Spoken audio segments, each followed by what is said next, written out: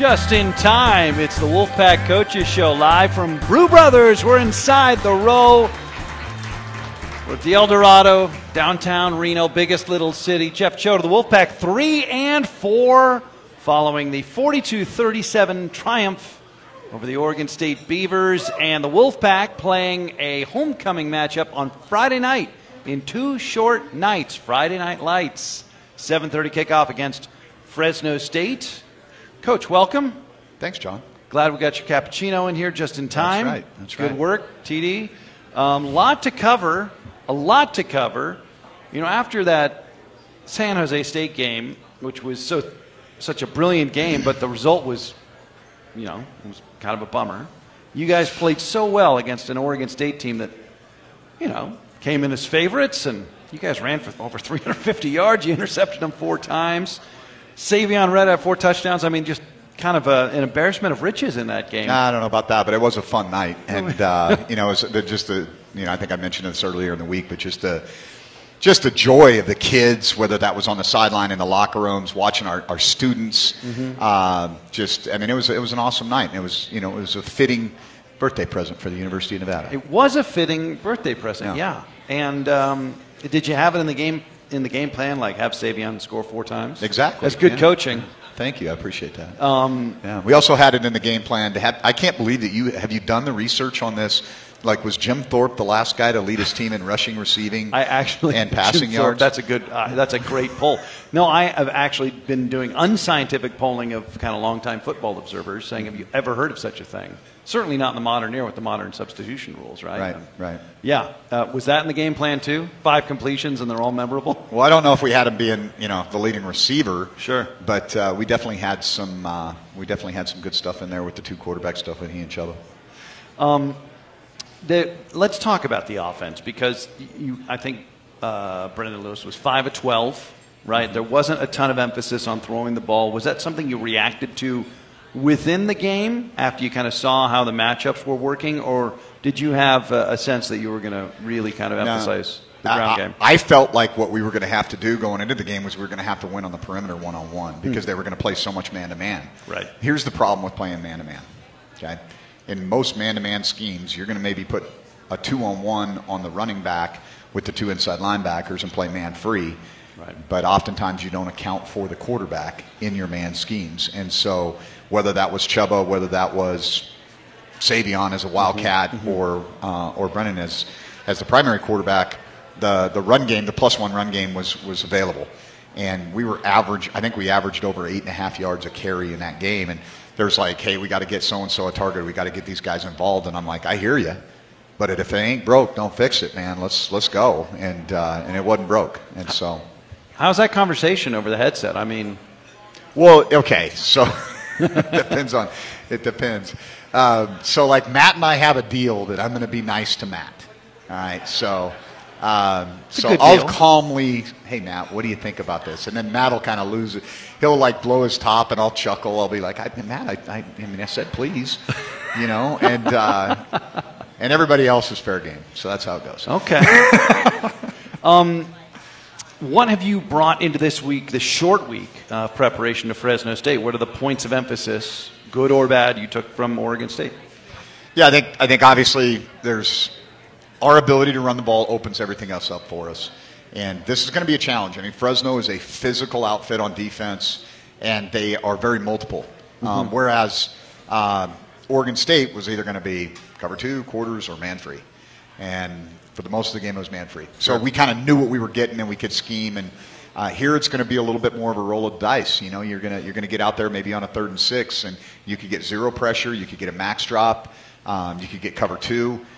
They're much more multiple. And so the run game's still going to be a premium, but I think that we're going to have to try to, especially when they play zone, we're going to have to do a better job of getting our wide receivers involved, because I think that'll loosen things up and help our run game as we go through the game. When you're facing a defense, as you say, like Fresno State, that's going to show you multiple looks, who does that really ramp up the pressure on? Is it the center? Is it the quarterback?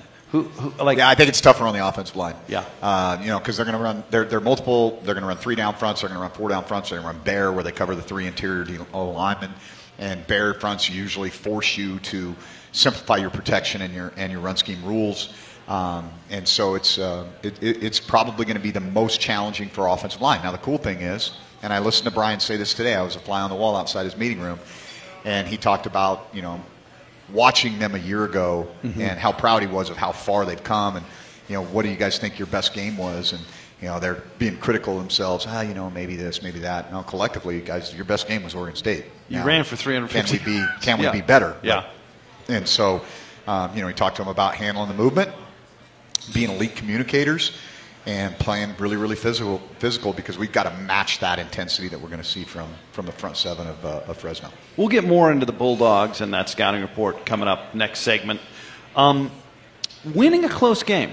I was a little resistant to, I think, the narrative that had formed earlier or prior to the Oregon State game that you guys had come close but come up short in close games. While that was true, you'd also already won a close game at Troy. Right. So I didn't quite buy the simplistic notion that you had to figure it out because you guys had done it once. Yeah. I don't know. Does that count as a close win? Do you feel like it shouldn't have been close at the end? There's some things that took place in that game that you're a little frustrated by. We had an opportunity to kind of run the clock out in a 4-minute situation, and we weren't able to do that, put our defense back out on the field. We obviously gave up the onside kick, which was impactful, and that was a hell. You go back and you're, why didn't we do this? Or why didn't you? I'm like, okay, there's 5-on-2.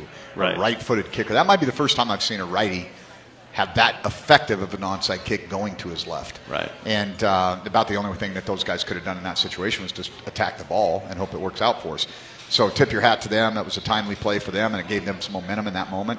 But we kept answering the bell, and that's what we had to do. And we're a team that's going to have to play some tight games, and so it was rewarding to be able to see us finish. And it was, and we needed it. We needed to play for all 4 quarters. I will point out that Jeff Choate's Wolfpack, when the second onside kick scenario came up, you guys were ready for it. You recovered it. Yeah, we did. Yeah. We didn't operate it correctly, but we did recover it. You recovered it. Time, well, I wouldn't have known that. You didn't have to admit that. Yeah, well, it's never perfect. Was that Ika Hihifo? Was it Henry who recovered it? Yeah. Now, that's not a classic hands team guy, his is he? job is clearly to go block the guy and let the guy behind him catch the ball. Okay. That was my first thought. When you're anticipating an onside kick, you have guys that you want to touch the ball and guys that you don't. He used to be a tight end. Yeah, he's cannon fodder in that situation. He's a human shield. Yeah. And the thing that's so we have this expression, and I got to cite my source. It's a Bill Belichick thing. It's practice execution becomes game reality. Well, I can't tell you how many times I told Henry, let the ball go to Jaden. Or Cortez. You're not here to field the ball. Well, of course not. So he does it in practice. It happens in a game. But at least he did recover it. So we did hold on. And again, he used to be a tight end, so it's not as. And he reminds me of that period. Okay. Well, then I will. Now this is. And I remind him, you're no longer a tight end for obvious reasons. But it was a great recovery. Yeah. I will point out this is a special show because of the short week. The schedule's a little compressed, and so we have a special guest lineup. Yeah. Jim Mastro. Yeah. Who is, I've seen him listed as the general manager, but then also the senior director of administration and operations. Yeah, do you prefer one to the other? I call him the GM. GM. I call him the GM. Right. Yeah. So Jim Mastro will be up here, who I'm actually really excited to talk to because, there's institutional wisdom that he brings. No question. It's pretty unmatched. And then, can we confirm we're going to have the Choate roast? I don't think we're going to call it a roast. No? Jory and JC. So they're filling in. We didn't want to, the kids, we got a short week. We can't have our players. Sure. We got coaches getting People busy. got to step up. Got game plan. I got Matt Lubick calling me, 30 seconds before we go on air, reminding me that our video has to be on point for the trip to Hawaii. Come on, Matt. We'll get that figured out. So I'm glad he was, But so we got the Choate kids, the grown kids. But and Jim Mastro coming up. So we'll take a timeout. I'm glad you guys are all here. You're all very attentive. Everybody's leaned in. It's like a tennis major. Everybody's so quiet. Never been. So lost me, John. sorry. Maybe golf. Like golf, they have to be quiet at golf. Yeah. You understand? Okay. We'll take a timeout. We'll come back. More with Coach Choate. We're live at Brew Brothers inside the Row, El Dorado. This is the Wolfpack Coaches Show from Learfield. Welcome back. We are live inside Brew Brothers, inside the El Dorado, inside the road, downtown Reno. It's the Wolfpack Coaches Show. He is Jeff Choate. And the next home game for the Wolfpack is coming up in, what, a little more than 48 hours, 49 hours. Brought to you by Ryder Homes this Friday, Friday Night Lights. Fresno State, 7:30 kickoff. Get your tickets, mynevadatickets.com. mynevadatickets.com, 775-348-PACK if you prefer the telephone. It's homecoming. So come on down to Mackey. Boy, over 21,000 for the Oregon State win. It was a good crowd. Really enjoyable house. I know. We're moving in the right direction. The students are awesome, man. I'm fired up about those guys. They bring it every single week and have all season. And so I really appreciate their energy and enthusiasm. And I might make a little special guest appearance at the student tailgate prior to the game on Friday night. And so probably not going to do any keg stands or shotgun any beers, but we will definitely make an appearance and give them a big thank you. That's outstanding. Yeah. Do you like that stuff? That is part of what makes college football special. So you can ask my kids. They did a little scouting, and they said, "Hey, this is a pretty good party up here," And they showed me some videos, and I was like, I might have to go up there and thank them. So that was their brainchild, but we'll make a little trip up to the student tailgate at around 6 o'clock on Friday. Okay, so that's north of the scoreboard, tailgate zone. Yeah. Okay. Well, I might see you there. What the heck? I mean, you can. I got nothing to do. You can pregame. Can I? Yeah, go ahead. Go for it. Okay. Thanks. I'll bring you up. You can shotgun a beer. I'll watch it. Yeah. We'll see. Also, place a 2025 Nevada football season ticket deposit now. Great value, and you get access to one complimentary November this year home game. So $50 deposit for a seat, and you can come see either Colorado State or Air Force. Yeah. So that's good value. Hey, now's the time. Now's the time. It's like early mover. Yeah. Well, yeah. You buy stock. Yeah. Early. You got to see it coming. It's like, just think, what if we'd have bought AI stock 15 years ago? We'd look really smart. NVIDIA right or whatever. Yeah. Come on. Yeah. I know. That's buy the Wolf stuff. Buy the Wolfpack. They're on the rise, man. It's a concept in economics. I am not an economist, but the early mover advantage. Okay. I don't know if that's an investor thing, but that's an economic thing. So okay. There you go. Think like that. Yeah. Also, we got to shout out some great partners. Do you like Mexican food? I do. Yeah. Eddie from Cielito Lindo's here. Oh, where's God. Eddie? Yeah. Where is Eddie? I love you, Eddie. Yeah, Eddie. Yeah. Cielito Lindo, best Mexican food in town. Oh my God, yeah. You're not lying. And yeah, I know. Tacos are fantastic. I hear the commercials during the game, and I get hungry, and I get a little distracted, but I always refocus before the next play. So just not to totally blow them up, but Virgil Green, who obviously spent some time here, sure, and has done some research on food. Yep. Our tight ends coach and Nevada Wolfpack great, Super Bowl champion.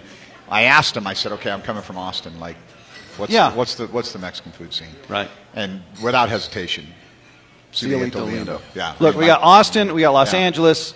Coach and I know what we're talking about. Yeah. Mexican food, Cielito Lindo. So shout out Eddie. Yeah.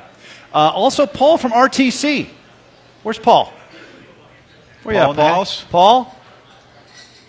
All right, yeah, good. Hey, Paul. I got my bus pass on my phone. I live downtown. Great product. RTC, nice clean bus. Again, I can compare it to some other metropolitan areas. Ride the RTC, folks. Walk. Engage in your community. All right.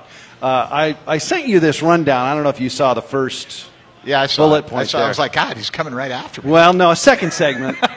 So there is a phrase in management that you should not confuse poor strategy / tactics with poor execution. There's a fake field goal play, and I believe you guys were one missed block away from that being a brilliant play. Yeah, so actually that on film they had shown that guy as a jumper on longer field goals. Not a looper. He was. We did have a guy. We had a guy to block him if he didn't, but if he jumped, we were like, "This. It doesn't matter. Doesn't matter. This is good. This is good from 5 to 30 yards. I mean, it's gonna be fine." It was 4th and 16. Yeah. Nobody. Well, hey, let me tell you this. So I woke up on Sunday morning, and my son. I'm so happy you wanted to talk about it. My son, like, I'm waking him up like, "Hey, I'm going to work, man. You like, what's going on?" Yeah. And he looks at me and he's like, "Yeah, I'm not talking to somebody that went that called a fake punt on 4th and 16, Dad. We're out of it. I'm a little down on you right now. Oh, that's funny. So can we revisit that with Joy? Yeah, I'm sure Joy will be happy to talk about that good. when you bring him up. But bottom line, like that particular fake, I've seen it executed, and generally, if it's operated correctly, it's a touchdown. You're just not going to get there. And Gillespie had the great toss. Yep. Right in the bucket. Yeah, you won't have to call that again because that gig's up. That's it? We're not seeing that again? Well, you can't get away with that one twice, trust me. You sure? Yeah, you get one op a year on that one. It was at the end of the second quarter, and you were trying to extend. You were getting the ball to start, you thought, to start the second half. Yeah. And so you guys actually weathered a little bit of kind of tactical bad luck there. Yeah, it wasn't great, but but you know what? I mean, I do know this. Our sideline they were all for it. Yeah. They're like, yeah, let's go. What do we got to lose? Let's roll. Because if you get that one block executed, and maybe you don't get the world's greatest onside kick, that's actually a brilliant stroke. You've stolen 2 possessions and a half. So it kind of broke against you, but it obviously didn't cost you the game. Yeah, it is what it is. We got to overcome. Sometimes you got to overcome coaching. It is what it is. But the most impactful play in the game was probably Torrey Daffin's interception. It was a 14-point swing at the end of the first quarter. The pick in the end zone. Yeah. That was a tip by my coach who played a brilliant game. He had 2 interceptions in his own right. Daffin and Coates have both really impressed me this year, just growth. They've come a long way. Yeah, they've come a long way in a short amount of time. Okay, Fresno State. Tim Skipper still has that interim tag. Won a bowl game last year. Coaching family. Father Jim was a coach for 4 decades. His brother Kelly is the running backs coach with the Bills. Do you have any relationship with Coach Skipper or his staff? I do not with Skip. Obviously, Coach Armstrong was on that staff a year ago. Wolfpack offensive line coach for Fresno State last year. Yeah, and so there's some familiarity there. Probably the guy that I know on staff is their special teams guy, John Baxter, because he was coaching back in the day. We butted heads when I was at Boise and he was at Fresno. We had some epic battles, and so I got to know John professionally over the years. He's probably the guy I know the best on staff. What do you know about this rivalry? This all-time series goes back to 1923. This is the 56th all-time meeting. Mm-hmm. I was kind of introduced to the rivalry by Mike Edwards, who said, "Look, it's not UNLV, but they do wear red, and and his blood gets up in a specific way for Fresno State." Do you guys have any sense of that? I can see why this was a heated rivalry. Yeah. And just from the standpoint of, you look at the identity, whether it was Jim Sweeney or Pat Hill and Chris Ault. Yeah. Okay. Personalities. So, they're going to it's going to be a fist fight in a phone booth. Sure. And I'm sure it always has been, and we embrace that. Let's do it again on Friday night at 7:30 in Mackey. Last time Fresno State came to Mackey, they beat the Pack and clinched the Mountain West Division en route to a conference championship. So that means nothing because 2022. that's not in play right now. Okay.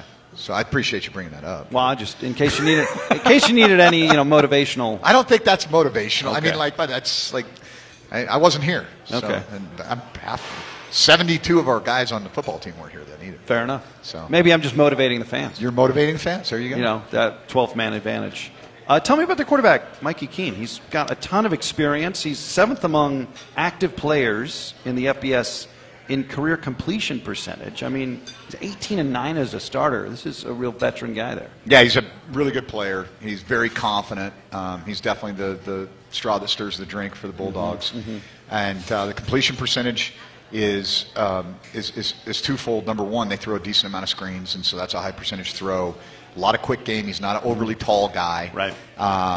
And so a lot of the completion percentages, the high percentage of completions, I think is a result of their offense really relying on some of those quick throws and screens as an extension of their run game.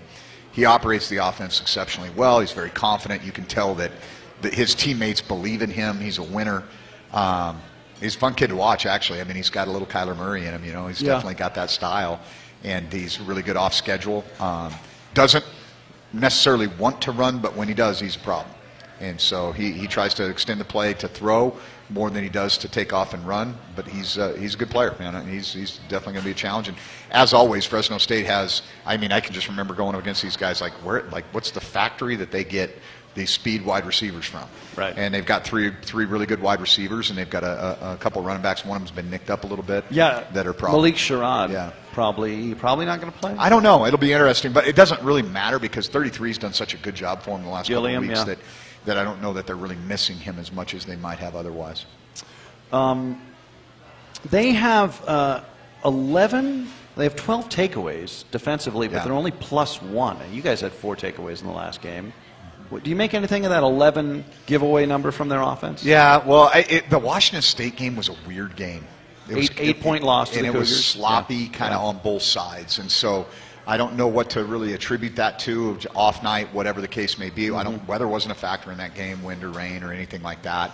Although I hope a wind and rain come up on Friday about 7:15. You're calling for some... Let's bring it, man. Okay, like rain did sprinkle today. That's Wolfpack weather. Okay. And so, but I'm not counting on that. Sure. So I do, like I said, they've got 3 really talented receivers. They have a really good tight end. He's a physical blocker. Experience on the offensive line. A lot of experience at quarterback, clearly. So that's problematic. I mean, they're gonna test us defensively, and we've got to be. They're really good on defense on third downs, right? We're really good on offense on third downs.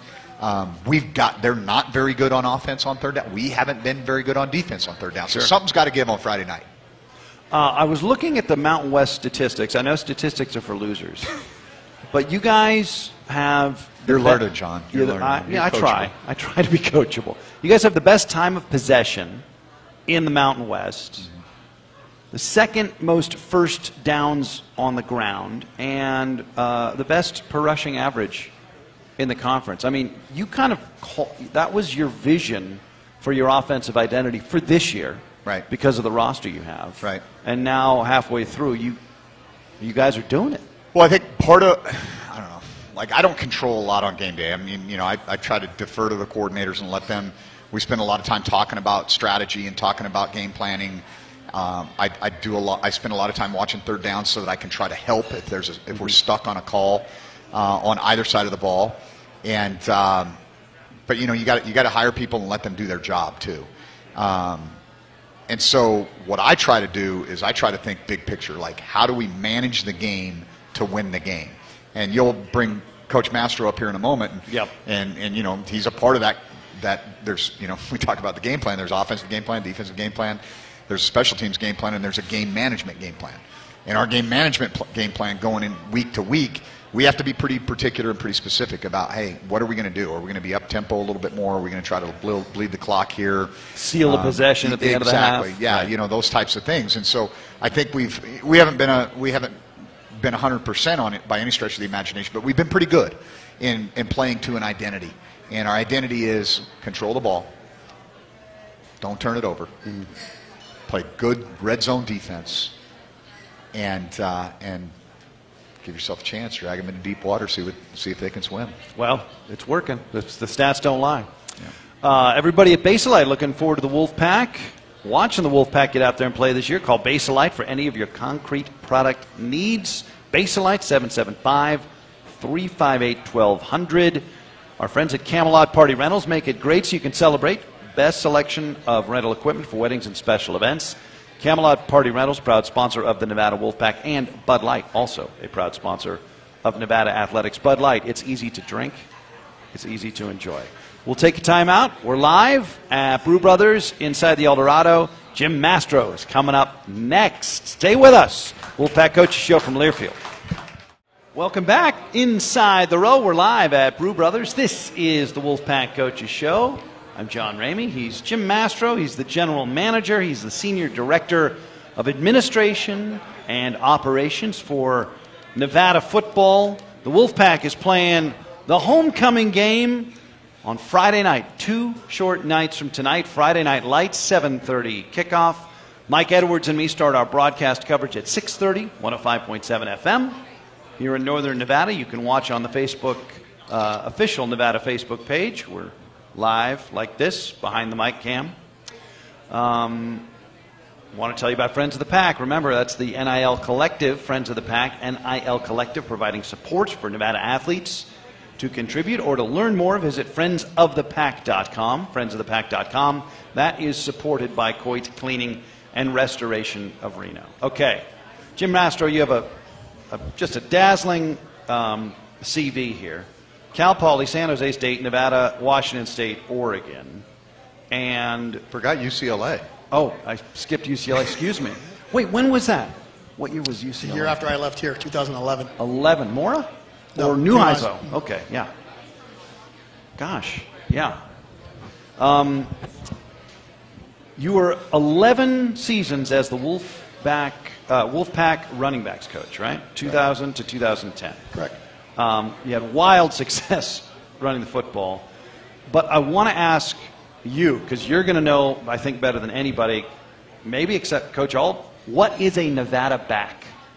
Yeah. Define Nevada back, because I think we all know it when we see it. But Yeah, so a Nevada back is defined by somebody who could do it over and over and over again, game by game, play by play, series by series. So it's not just a guy who can go for 130 one game and then be on the bench the next game. So it's somebody that can just keep doing it over and over and over again. you had some great, vaunted names play for you as the running backs coach. We know Vitala, of course, All-American. One name that I was told about when I first came to town, Chance Kretschmer.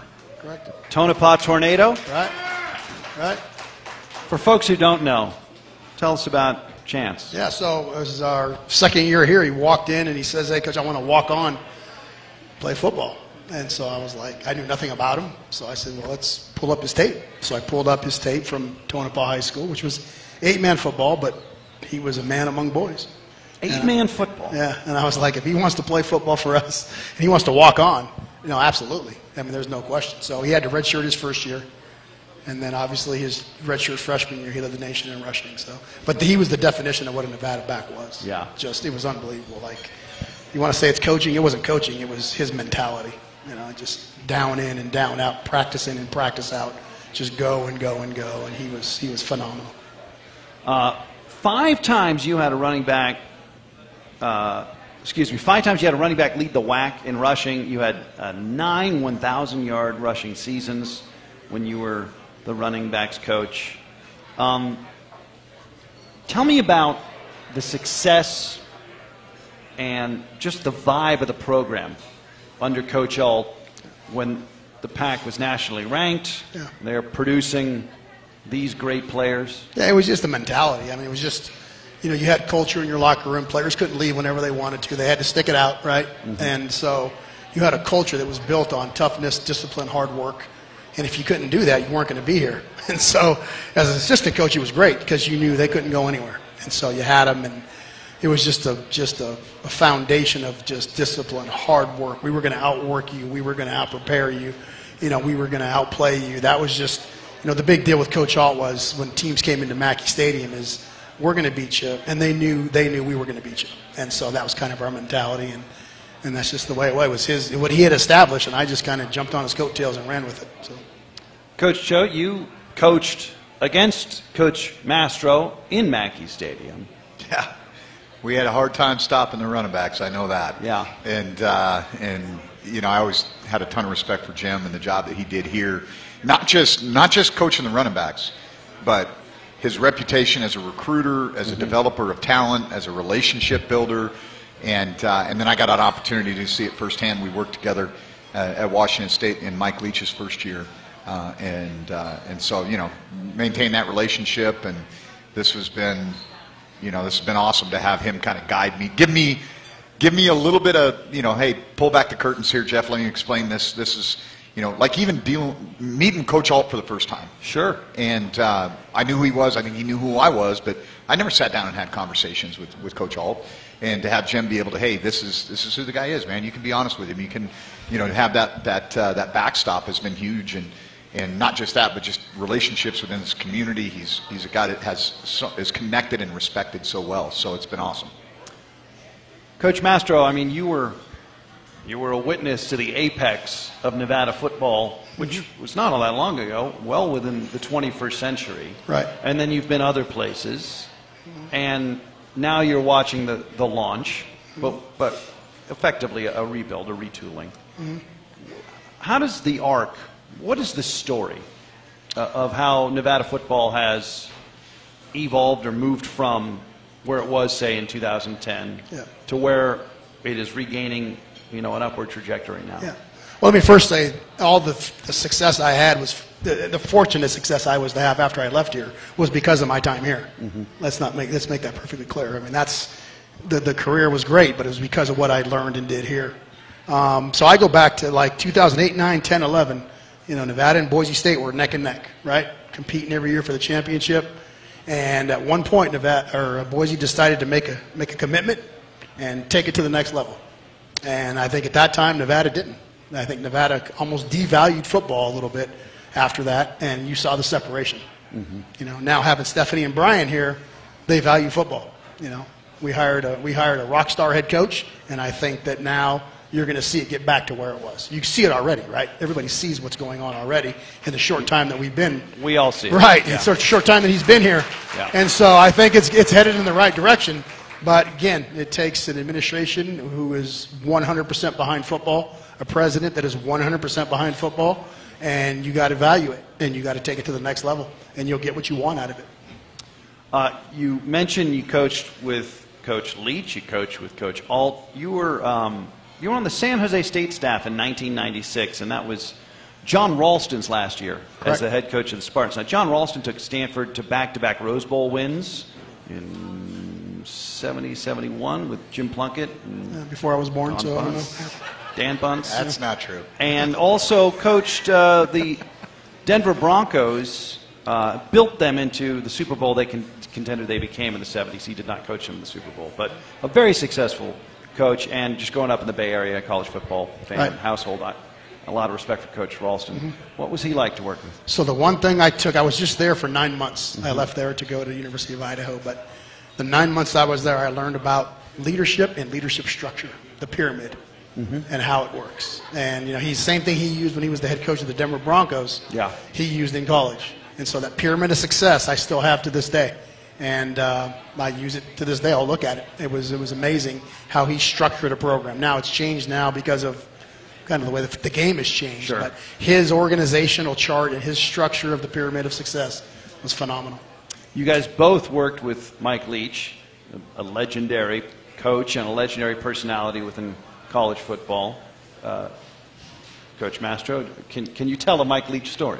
Oh, absolutely. There's a million. There's a million of them. There's always... Well, my man Choate was smart enough to leave after 1 year. I did a tour of duty for 6. I couldn't believe it. I was like, there is no way. We what was it, Applebee's in Moscow, Idaho? I'm like, going away. I'm like, Jim, I'm leaving.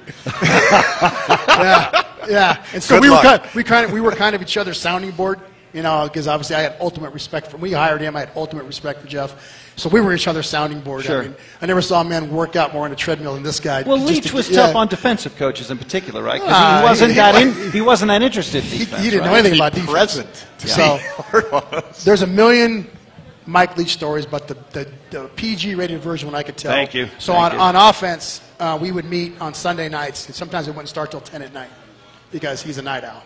So it'd be 10 at night, and defensive coaches are already at home. Let's get together and game plan. So we'd get together, it'd be 10 at night. And again, we ran 16 plays, so it was the same 16 plays. So we're sitting in there just like staring at each other. So one night we're sitting there, and any time the video froze, it was because he was either texting on his phone or talking to somebody.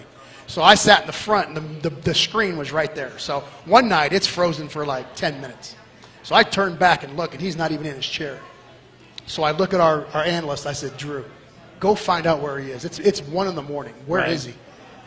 So Drew gets up, walks down the hall, comes back, sits down. I go, where is he? He goes, he's in taking a sauna. And so he did not care about our time. So all the offensive coaches. So now he comes back an hour later, and we are fuming, right? And so he's in a good mood. He just came from the sauna. Came from the sauna. Yeah. So it's 3 a.m. We're going home, after he took a sauna. So, but God love him. He was an amazing offensive mind. But that's probably the best PG story I can tell. Okay. I had not heard the sauna story. That's pretty good. Yeah. Oh, I got one.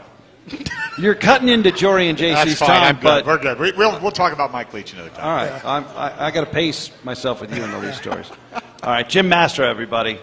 Jory and JC Choate. Coming up next, we're live. This is the Wolfpack Coaches Show, live from Brew Brothers, presented by Learfield. Welcome back. We're live inside Brew Brothers, inside the El Dorado Wolfpack Coaches Show. Hey, I've got Jory and JC Choate to my immediate left. JC? Yes. Current student, right? Yes, I am. Where do you go to school? What year? South Carolina. I'm a junior. Junior. Go Gamecocks. Yes. Jory, what are you up to right now? Hanging out here, watching football, helping remodel a house that will hopefully get done sometime soon. Yeah. And really just being a cheerleader on the sidelines. Yeah. You're also playing music. Playing music. Yeah. No doubt. We got to rap more about that, but you and I have talked a little bit about that. We share a passion for songwriting, I would say. Yeah. Absolutely. You guys are great to do this. Again, the short week, so everybody's a little bit more busy. But, how far away do you guys get as a family ever from college football, and when does that happen? That's a good question. I would say it's a constant in our life. We're always thinking about it. But the farthest we get away is probably during the summer when we go to our cabin in Coeur d'Alene. That's kind of our peace place. But it's still always a topic of conversation. I mean, do you guys like football? I love football. Okay. I enjoy it as well. Yeah. Yeah, I live and breathe fall. Sure. Fall football season. I mean, what was your journey within the game? It was really unique being able to play for my dad at Montana State for 2 years, and then also him moving on to Texas, and I got the other side of it with Brent Vegan, a new head coach there, and seeing both sides and seeing how two very different people can do it very different ways, but both be successful. I really like it. JC, you have. You guys both have the unique experience of having a dad whose work is very public and his successes are very public and celebrated. But how hard is it to not be defensive when there's maybe what you would consider unfair criticism or just too much criticism? Absolutely. I mean, everyone's subject to their opinion, but at the end of the day, he's my dad, so I'm always going to side with him and hear him out and be on his side. Sure. I don't think it's worth me to give them the breath of, time of day or give them the breath to defend him unless it's, super personal, but people know not to talk about that around me. Oh, really? Yeah. That's good. That's an avoided, they'll say the good things, but not the bad things. Well, that's a healthy boundary, right? Yes. What's game day like for you guys? Troy likes to do the YMCA. That's his game day routine. That's not true. Like the dance, or you like to work out? No, I got caught on live television last week doing YMCA. Oh, did you? Yeah. Sorry. No need to rewatch that if you're listening. Well, we didn't talk about it on the radio. Yeah. That's any consolation. Yeah. No, what's game day for you? Game day is watch college football until 3 hours before the Nevada game, and then head to the stadium and tailgate, have fun, and then prepare my lungs for the screaming that's going to be going on. So you holler. Oh, I'm a yeller. Okay. Yeah. And JC, how do you handle it? Because you're ostensibly in school on the other side of the continent most game days for the Wolfpack. Yeah, YouTube TV comes everywhere with me. Sure. So I'm at the tailgates in South Carolina having a good time, but always tuned into what's going on the screen. Okay, but you also go to Gamecocks games. Of course, yeah. Of course. How's that experience? It's incredible. I love it. Obviously, the Sandstorm. We may not be the best SEC football school, but it's definitely an experience. Everyone should go. And what are you studying at South Carolina? Supply chain and marketing. Whoa, okay. You guys, we got 30 seconds. Do you want to embarrass your dad? Do you have any embarrassing stories or roastability here? I don't really. What nice kids. You have nice kids, you guys. There's a lot on the line there. Yeah. I'll give you my favorite quote. In the short run, you get what you get. In the long run, you get what you deserve. I love that quote, too. That's very good. Yes. Yeah. JC. I don't really have anything negative to say. Oh, He's a great goodness. guy, great dad. All right, when can we get your mom up here, though? Because Janet's also she'll the star say of the show. something. She will. Yeah. There's a reason she's not up here now. All right. Well, listen, we've had Jim, we've had Jeff, we've had Jory, JC, I'm John. So it's an alliterative coaches show. Give it up for the Choate children, the grown Choate children, JC and Jory. Good job, guys. Thank you. We'll be back to wrap it up live at Brew Brothers Wolfpack Coaches Show from Learfield. We're back live here at Brew Brothers inside the El Dorado. This is the Wolfpack Coaches Show. Once again, thank you to Jim Mastro, Jeff, Jory, and JC Choate. You know, we love football and we love value, everybody. Get ready for an unforgettable weekend of football, sunshine, and aloha, right? Because, of course, this Friday, homecoming here in Reno against Fresno State. But next Saturday, October 26th, Nevada takes on Hawaii in Honolulu. Stay at Outrigger Resorts and Hotels for the game. Visit outrigger.com. Use the promo code SPORTS. And, yeah, we'll see you there. Love the Outrigger. Promo code SPORTS. Also, Somerset Golf and Country Club offers pristine playing conditions, the best greens in northern Nevada, and a relaxing clubhouse. Membership start at only $300 a month. SomersetGolfAndCountryClub.com. And finally, but certainly not least, go hang out in the tailgate zone. There's going to be live music Friday night. And MMS Events Unlimited Mobile Stage will be where the music comes from. And MMS Events Unlimited Mobile Stage can elevate your concert, your speaker, or your special event. Book yours today at biggestlittlestage.com and rise above the rest. Thanks for being here. It's really lovely to see everybody. We'll do it again next Wednesday. Oh, you're too kind. 6 p.m. every Wednesday, no cover, Wolfpack Coaches Show live at Brew Brothers. Mike Edwards and I will start at 6:30 on Friday night. Kickoff 7:30 this Friday night. Fresno State in Nevada. It's homecoming at Mackey Stadium. We will visit with you then. So long, everybody.